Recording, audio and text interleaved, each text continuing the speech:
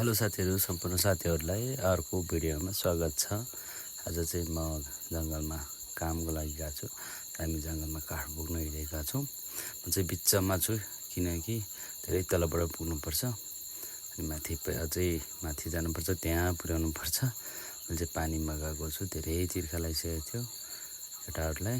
म चाहिँ पानीमा गएको छु, तलबाट पानी लिएर आउँदैछ। म पानी लिएर हिँडिहालेँ माथितिर अनि मैले बिचको साथीहरूलाई, बिचको टोलीलाई पानी दिएर हिँडेछु। अनि धेरै माथि जानु पर्थ्यो, अझै माथिको टोली धेरै छुट्टिन्थ्यो। माथितिर पानी लानुपर्ने भएकोले म माथिको टोलीलाई पनि ल्याएर पानी दिएँ। अनि माथिको टोली चाहिँ एकजनाले चाहिँ काठ बोक्दै थियो, उसलाई पनि लास्टै तिर्खा लगाइसकेको थियो। छिटो पानी लिएर आऊ भनेर बोलाउँदै थियो। म पानी लिएर दौडिहालेँ। ऊ पनि छिटो काठ ल्याएर राखेर ऊ पनि पानी खानातिर लागिहाल्यो। अनि म अन्तिम काठतिर जाँदैछु। म त्यहाँ काठ कहाँबाट बोक्छ भनेर म देखाउँदैछु तपाईँहरूलाई। यहाँबाट चाहिँ दुईजना साथीहरूले काठ गुल्दाएको रहेछ। एकजनाको त झन् धेरै तल गएको रहेछ, त्यहाँबाट ऊ तल पुगेको अरे, त्यहाँबाट फेरि निकालेर ल्याएछ।